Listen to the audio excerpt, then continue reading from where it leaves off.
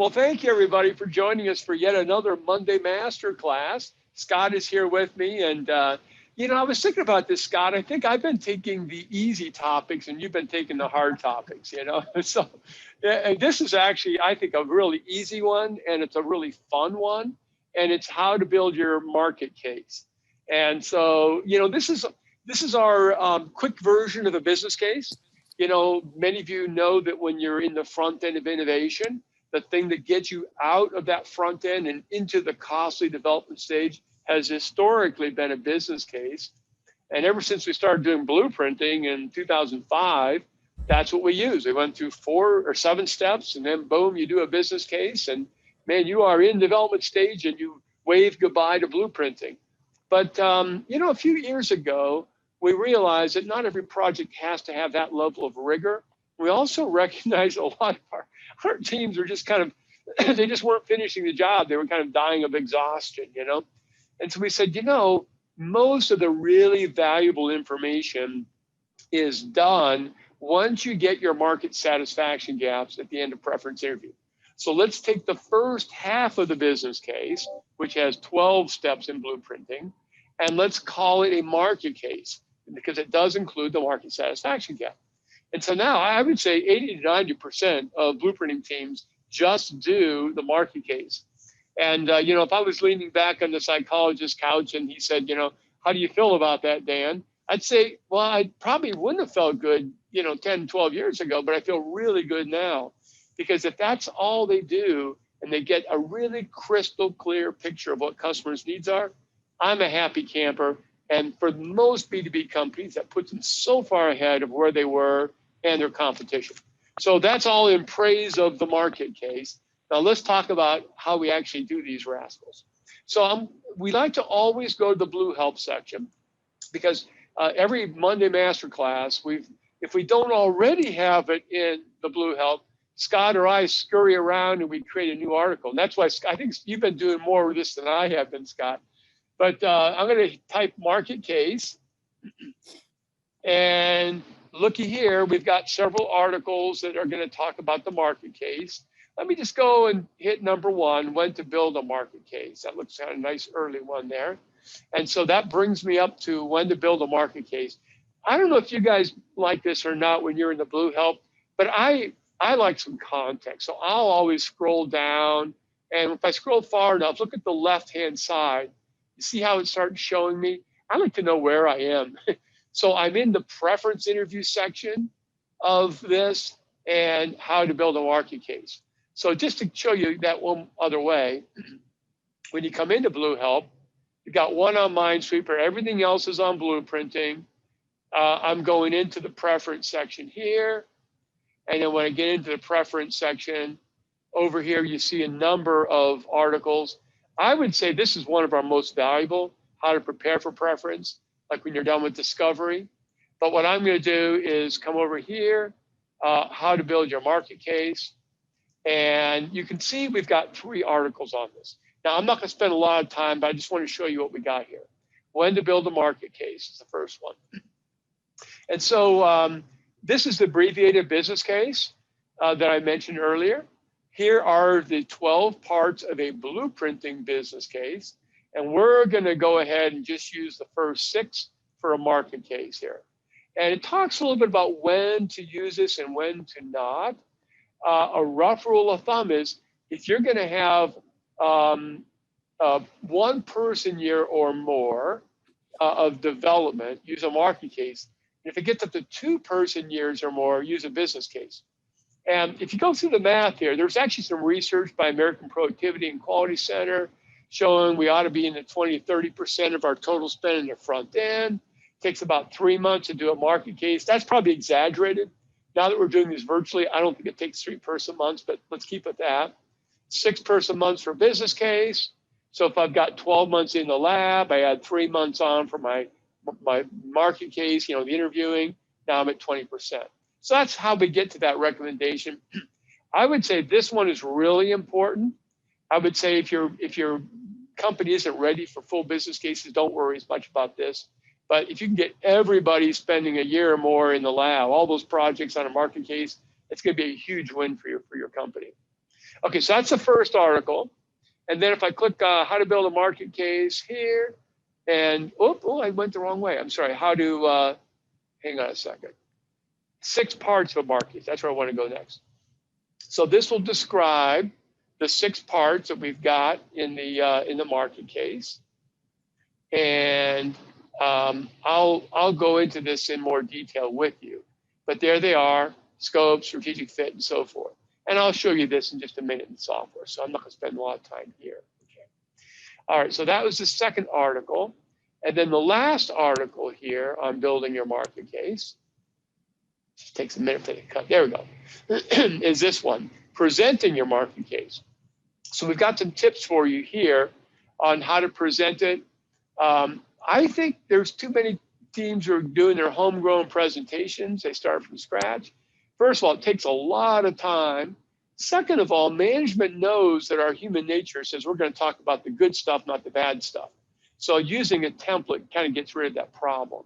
And so, can I just jump in there to support that point? Yeah, please do. You know, as I recall, you know, the big projects I worked on, you know, let's say if we have a gate review, so today's Monday, let's say we have a gate review a week from Wednesday. You know what our team does this whole week?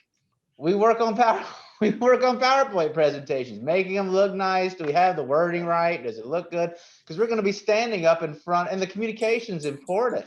But Dan, when you first kind of showed me, you know, how attractive these were, that benefit you just mentioned is one of the first things I thought of. Wow, our team, we we used a week and a half of time, could have been doing something, probably working on the project. I think our leadership would rather us be working on the project, but we wanted, you know, we rightfully wanted to look good in front of the leaders. And so we'd spend, if we had a gate review week from Wednesday, I guarantee you this whole week, we're pretty much working on the PowerPoint. Well, that's exactly right. And in a way, it kind of degrades the process. It takes longer. You cannot get rid of your bias. You're going to talk about the things that are good news, not bad news. It just happens, right?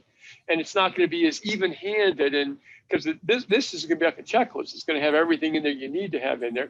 And the third thing is, have you seen some kind of bad-looking PowerPoints being created? I mean, this isn't our job, right? We hire a professional designer. You know, Craig designed all these for us, Scott. So it's actually going to look better.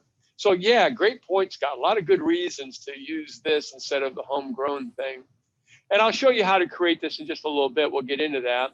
The third point is, I think it's a good practice a week ahead of your presentation, not, as you say, to spend it all on a PowerPoint, but to send them a 2-page PDF. So we'll show you that, and they can preview it ahead of time. I think it's fine to have some PowerPoint backup slides, but I would start with the standard template. Here's another tip.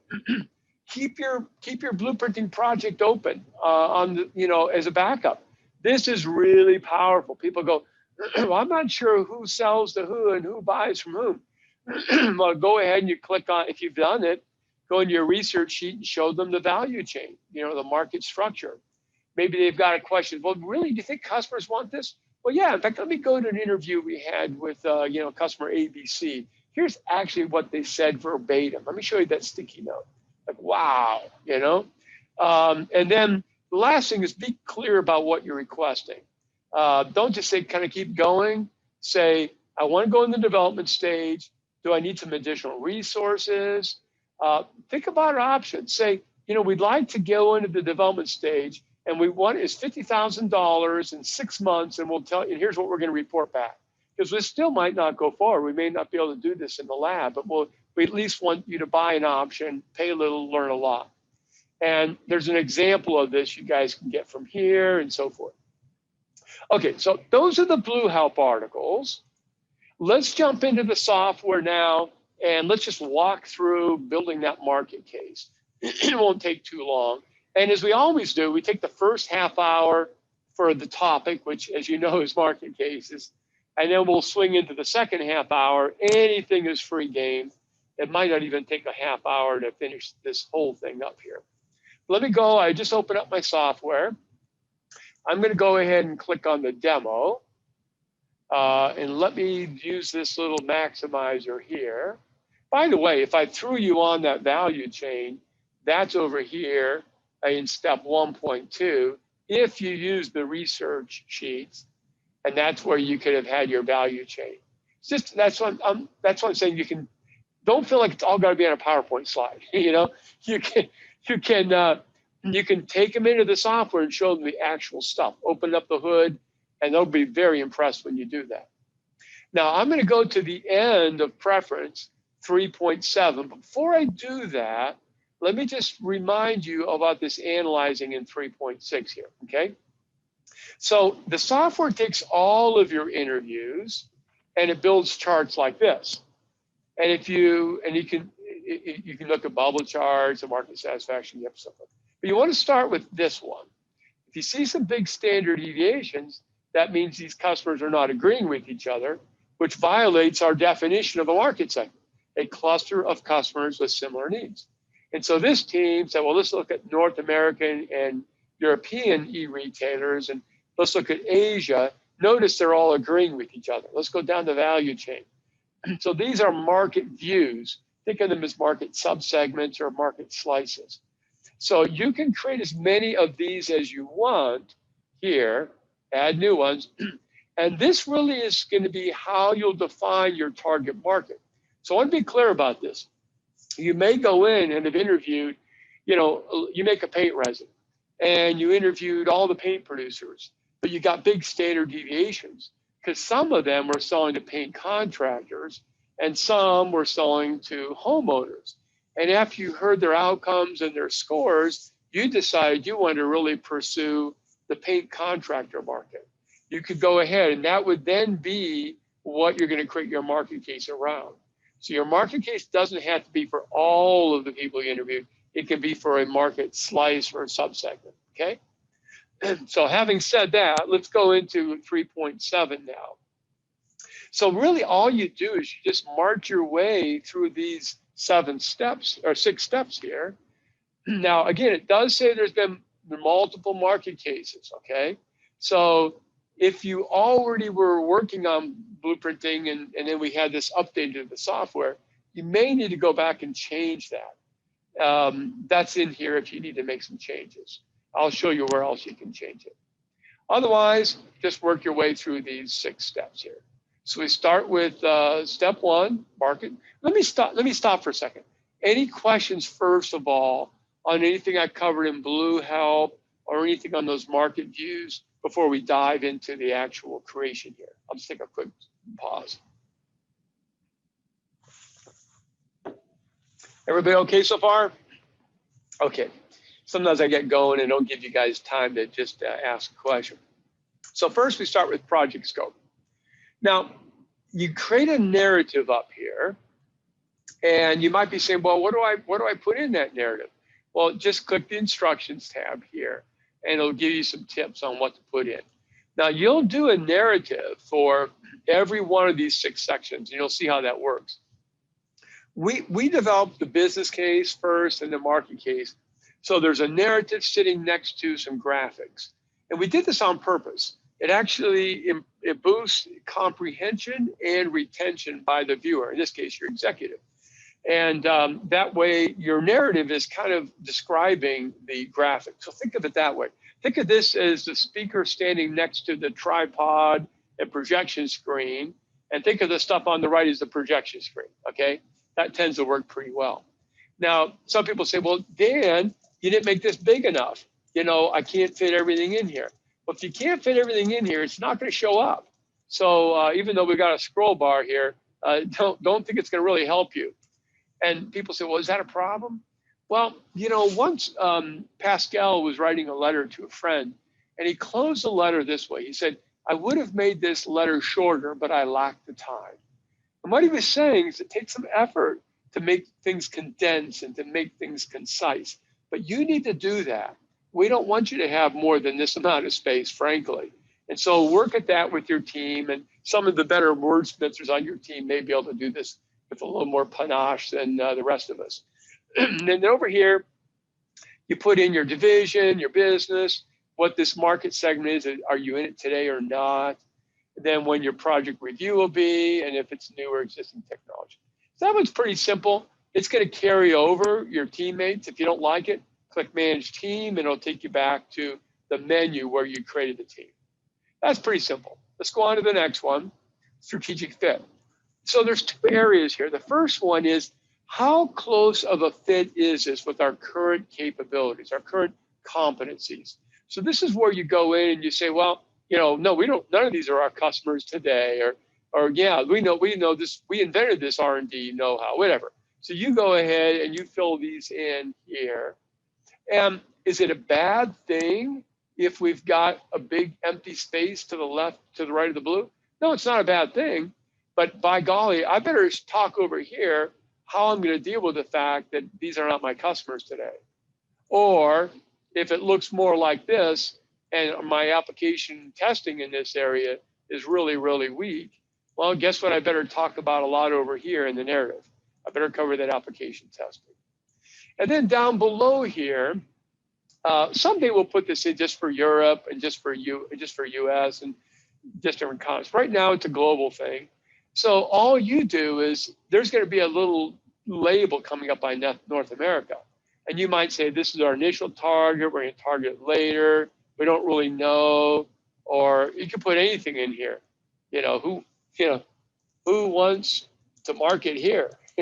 I don't know. You can put anything in here that you want. Well, I didn't spell that very good. So at any rate, that's how you fill these things. There'll be little labels you'll see in a little bit. Okay. All right. So now we're done with 2. I'm going to move over to 3. And here is your market segment attractiveness. So once again, you'll talk a little bit about this market, how big it is, how fast it's growing. Get a base year in here. You select your currency, and it's usually millions. Select the region that this market is referring to here, and then put in what that total addressable market is. Now, total addressable market, this means for the type of offering that you are going to create, this would be what the market size is for that. Or another way of thinking about it is, if you had 100% market share, what would your sales be? Okay. This is not what you think you are going to sell. That's different. If you think you're going to hit 20% market share, it'll be 20% of this number. And then you put your forecasted growth, and it creates this chart. Then the next one is your customer overview. Here, it's good to keep the same base year. And it's going to total up to 330 million, right? Because that's the market size. And then you'll just start putting in how some of the largest customers, the 5 largest, and put in what your sales to them might be if you had all their business. And that creates this chart. And after your management sees a few of these, it's going to be very helpful. A concentrated market will look like this. The top 5 customers represent, looks like it's like maybe 70%. Now, if they can barely see these slices, the first 5 slices, and the rest is gray, it's a very fragmented market. So it's a helpful way of, again, coming to a template, showing them it the same way every time.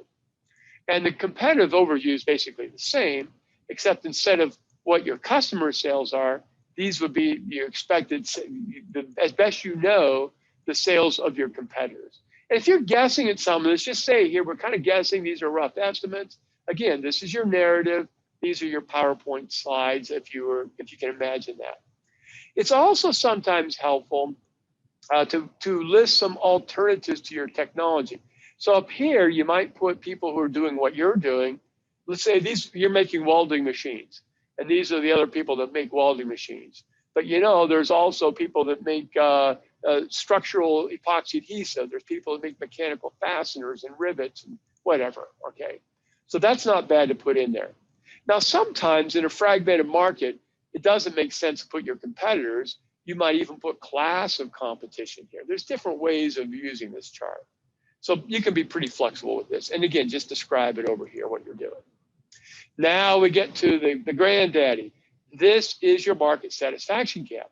Now remember, it could be all interviews, but if you're just going for North America and Europe or whatever your target is, you can change this and it'll put a different chart in there, okay? So that's how you got to be, this is who you want to develop your product for. That's really what this market view should represent. And here you put in, what they want, and then also talk about how you're going to go after these. So Explain how you will price your new product here. And then this is important. Request any management decisions you need, approvals to go forward, resources, other changes, your next checkpoint. Make sure you put this in here. This is a really critical area here. And if you want to add another slide on, you can always do that. Now I hit, so first of all, any questions on these 6 slides at all? Okay, so I'm going to hit the done button. Now I've got 3 choices here. I can create a PDF. So if you hit the PDF here, this will let you generate this 2-pager, which is great for showing people, you know, sending it to them the week ahead of your actual meeting. Okay. Then this is what most people are most excited about, frankly, which is the actual PowerPoint presentation. So for this one, let me open this up so we can see it a little bit better. I'll get rid of that. Now, here, why am I excited about the market case? So I thought about this a lot, even in the last couple of years. I think there's 3 things that management needs to hear to allow a project into development stage. First, they need to hear the team say, hey, you know what? This project makes sense strategically. Oh, really? Well, tell me about that. Well, let me describe the project and where it fits and who's on the team. And then here's why it makes sense strategically.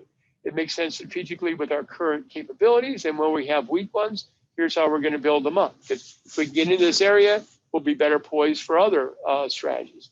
It makes sense regionally from a strategic standpoint. And the boss goes, okay, I get it. So strategically, this project makes sense. Next question I have is, but tell me again, does this market itself, is it attractive for us? Does it make sense? Well, yeah, actually it is. It's pretty big. It's growing fast. We know who the customers are and their readiness to buy. And we know what the competitive landscape is. And the boss goes, okay, I get it. So is this, the project makes sense strategically, and it's an attractive market for us to pursue. But the last question I have is, before we start going in the lab and making stuff, do we know what the customers want? Well, yes, boss, we know exactly what the customers want and what they don't want, because we got this market satisfaction gap chart here. Now, this is the big thing that's missing for almost all B2B companies if they're not doing blueprinting. It's unfiltered, unbiased, quantitative evidence of customers' needs. So this is why it doesn't bother me that clients are using the last 4 steps of blueprinting that much, because if they can get this much right, they've basically destroyed the commercial risk. There might be a little bit left over lingering, but once a team goes into the development stage, they're mostly dealing with technical risk. Now think of the average multi-billion-dollar or Fortune 500 B2B company. What if all of their R&D was only worried about technical risk and didn't have to worry about commercial risk? You know what's going to happen. I mean, they're going to go way ahead of the competition. It's going to be hugely transformative. So that's why we're pretty excited about the market case. However, as they say in the infomercials, but wait, there's more. Before I go into the rest of this, questions, in fact, I'm going to hit the button because I don't remember how long it takes to load this, okay? Questions at all on the first part of this at all that I can help with? Everybody okay on the market case? Okay, and to close this out, what if you do want to go to the last 4 steps? And I hardly ever do this, but if you want to, it's okay. You hit that button, I apologize here, and it will launch this fully loaded, got to enable the content here, PowerPoint, Microsoft Excel document, okay? Now this is what we had for years and years and years up until we went to the cloud. This will go away at some point when Scott and I always ask ourselves, when are we going to finish step 4 through 7?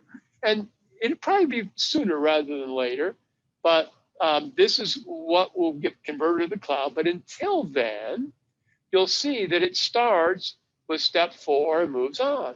Now, when you go to step 4, it's already loaded in your outcomes that you used in the preference interviews in the cloud. So it's remembering some things. You will have to go back to your preference interviews and see what test method they were recommending. And then you'll just go through the rest of these steps.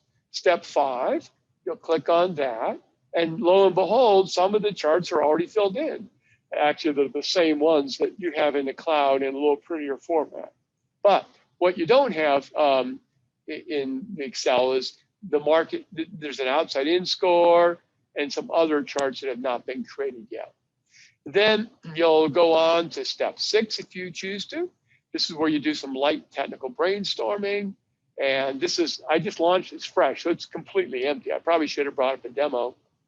And then you'll get to the last part of this, which is step 7A, business case input, and step B, 7B output. Now notice the first, let me get rid of, hang on a second here. Let me just drop that out of the way here a little bit. Okay. You'll notice the first in the input, the first 6 sections are done because you did those. That is basically your market case, right?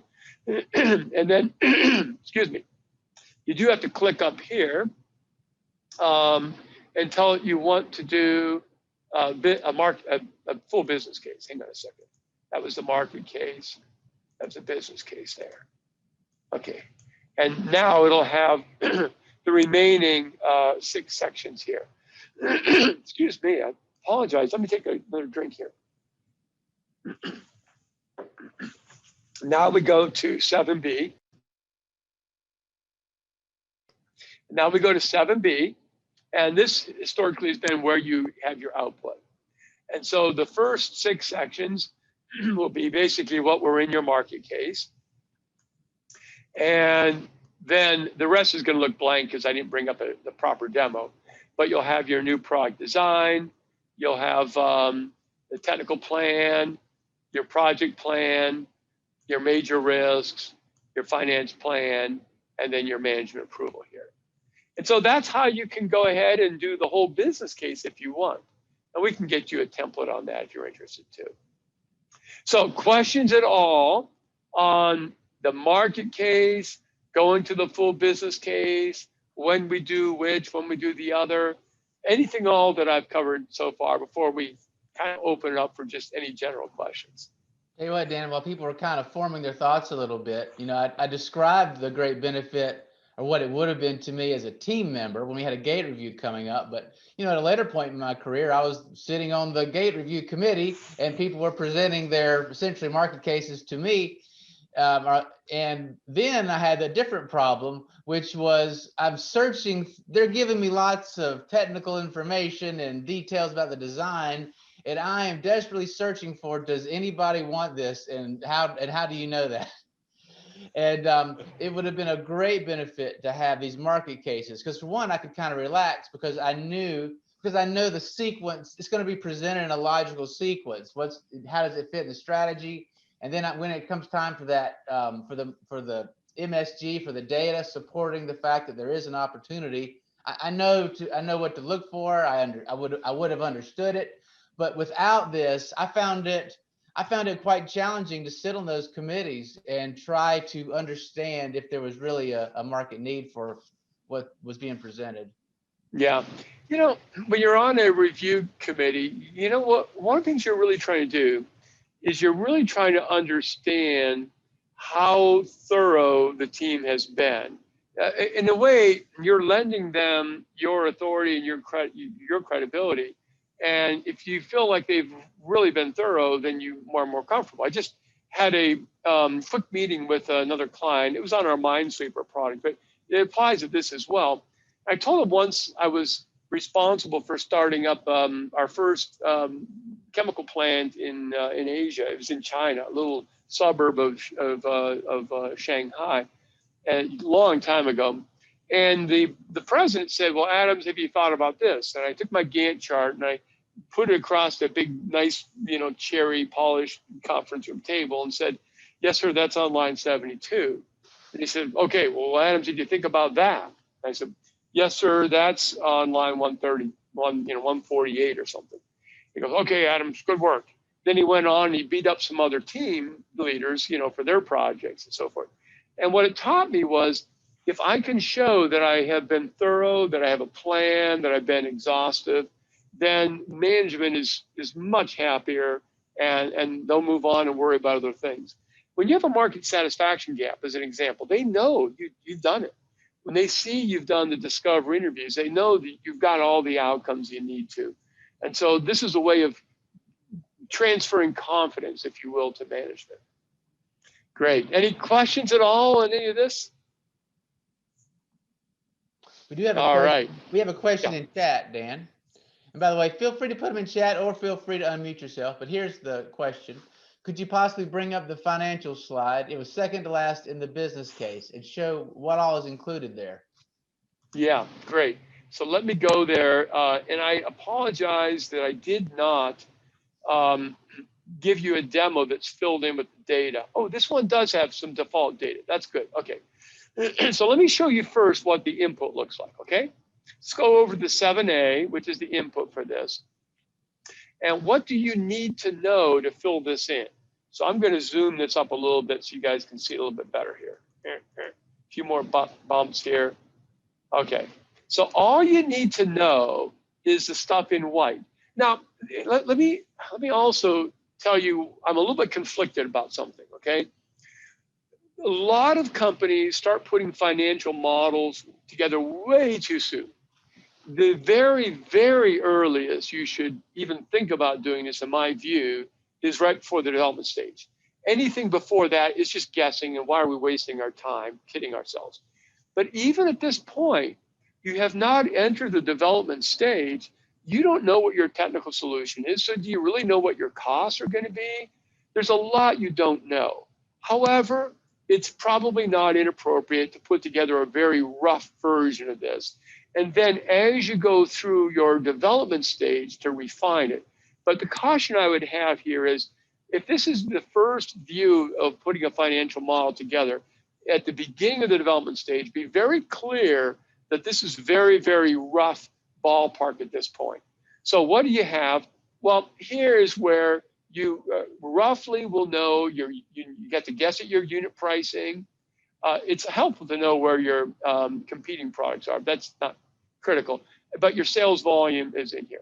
Then you have to be able to estimate very roughly your variable costs and any additional incremental plant overhead here.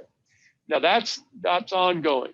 Is there any upfront cost to launch your product? Could be marketing, could be R&D, could be pilot, anything. Put that in here. And is there any ongoing incremental sales, general, and administrative, sometimes called SARD or something else? So that is where this goes in here. You're almost there. Is there some capital required here? This is operating, this is capital. If you don't know, just keep the working capital at 20%. That can't be too far off, you know. And then how long are you going to keep these sales going? Because that'll change the dynamics. If you don't know about your tax rate and discount rate, leave these alone. But if you've got a different discount rate, then go ahead and put that in there. That's let me mouse over that. That didn't show up too well. That's the weighted average cost of capital.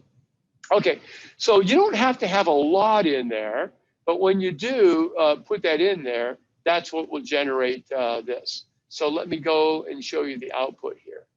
So I'm gonna zoom that up a little bit so you can see that a little bit better. Okay, so here you have, you can see no market share there, not just getting bigger here. It's very typical P&L statement at a high level, down to EBITDA and margin. And then it calculates your internal rate of return, and it calculates the modified internal rate of return. The internal rate of return, I'm probably going too deep on this, but it's assuming you can find other projects that generate the same investment return. Modified assumes that you're reinvesting your cost of capital. Easy for me to say, cost of capital. And then there's the net present value. So whoever asked that question, does that help? Does that answer the question on the financials here? Yeah, it was me, Dan. Thanks. That's really Oh, you good. bet, Laura. I'm not surprised. Well, I wondered one other thing. I know it was asterisk there, but the working capital And you had an Yeah. assumption of 20%, and that's maybe typical, but are there any rules of thumb for what kinds of businesses are 20%, what might be higher or lower? Whoa, boy, that's a great question. Oh, I don't know. I'm sure there are. I don't know what those are though. I'm going to look. I'm going to check into that a little bit later on.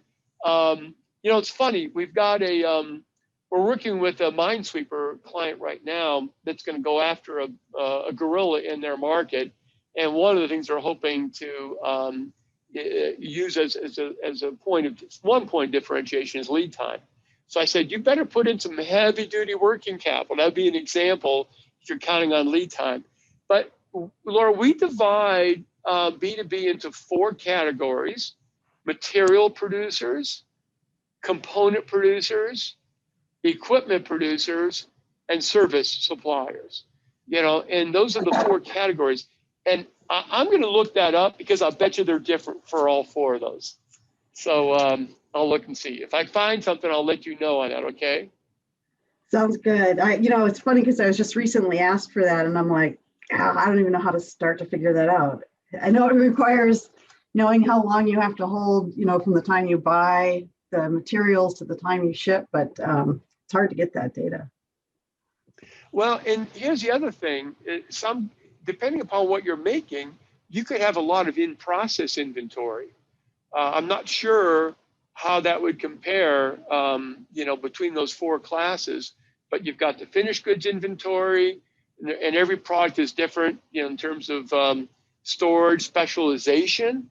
Your in-process would be different, even your raw material. So yeah, it's going to be probably different, but I have to wrap my brain around that, and I'll see if there's anything out there as well. Okay. Thank you. It's great Very stuff. good. Thank you. Yeah, thank you. Oh, I can't wait to get this in the cloud. Oh my goodness. The other reason I'm excited about this, let me stop before I go there. Scott, any other questions before I just go off on a little side rant for just a little bit? I think you're clear for your side rant. Okay, so here's the side rant. So as probably all of you know, we've got this executive dashboard over here now. And an executive dashboard lets you look at all your projects, okay? So we have been working with one of the owners of StageGate International, Bob Cooper's company. He sold it, but we've been working with them. And what we want to do this year is really increase the way we're integrating blueprinting with StageGate processes. Now, some people have automated ones like Sophion's, Accolade, and so forth. Others have Excel. But what we are going to be doing, we've got some new views coming up here beyond these 2 views, the portfolio view and the pipeline view, that are going to be exported into StageGate, whether it's Excel run or a more sophisticated one. But one of the motivations for going all the way to a business case is exactly what Laura just pointed out, which is that beginning financial assessment. Because when you get in the development stage and you're doing portfolio analysis, you're really looking at impact versus risk is a big, big part of that. And our impact today on a market case is more like, well, how big is this? Roughly what were the sales? But it's not a net present value. It's premature, right? But what we want to do is take what and Laura and I were just going over, and that will then be exported into people's StageGate process. And imagine you got a bubble chart with risk and return. It might be a very faint bubble when you just enter the development stage because you're not really that sure. But as you go through development, you start to figure out what your technical avenues are, what your costs really are, what the price points need to be. That circle in your portfolio analysis will get more and more opaque, more confidence of where you're going. So that's one of the reasons why we were not going to just keep ignoring steps 4 through 7 forever. It will be helpful for a StageGate integration to finish that up. So anyway, sorry, you guys probably didn't need to know that, but that's that's where we're going. It's kind of funny. As much as we've done, there's so much more that can be done, but we can at least start to see the finish line. And frankly, for us, the finish line is when the front end work that we can do in blueprinting is completely integrated into company's stage gate process. So now they have this amazing detail. I was working on some things over the weekend. You know, how would a company know if they have a lot of confidence, you know, in what the team has done? Well, there's going to be, you'll have in your stage gate someday, you'll be able to look at a project, you'll be able to see how many sticky notes were generated, how many top picks, what the average word count was to see how deep their probing was, how many job functions they interviewed. All that will be apparent. So the fuzzy front end will no longer be fuzzy at all. But maybe by the end of this year, we'll have that ready for you. Maybe third quarter. We'll see. All right. Enough ranting. Any other questions at all? Okay. Well, thank you guys for coming. We really appreciate you taking time out on a Monday morning like this. Scott, we should probably look to see what we got coming next. So if I come over here to training, I love to do this because I have no idea what the next one is. You probably remember, Scott. But let me go to training, blueprinting, and then we go to Monday Masterclass. And, oh, here we go. Here we go. We're looking at, we did this one. That should look familiar. So new certifications. Uh-oh. Well, Scott, we'll have to think about that one, won't we? Because we don't, I guess we'll have enough ready to show people what's coming, correct? Right. We'll have to Yeah, show we'll have enough. Yeah. Yeah, we had hoped to have this ready to go. This won't be ready to go until April 15th, but come anyway. We've got the designs. Actually, Scott, we may even have some of this go live by then, but we'll let people know. This is going to be really cool.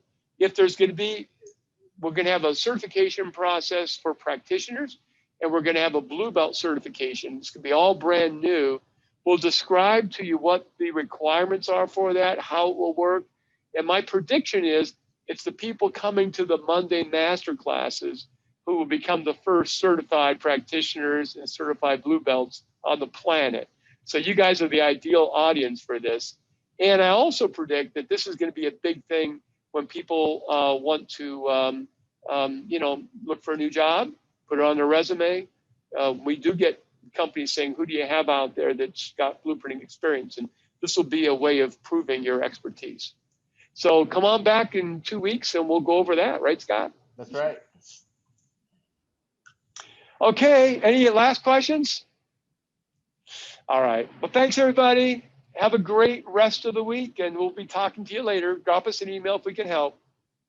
Bye-bye now. Bye, everybody.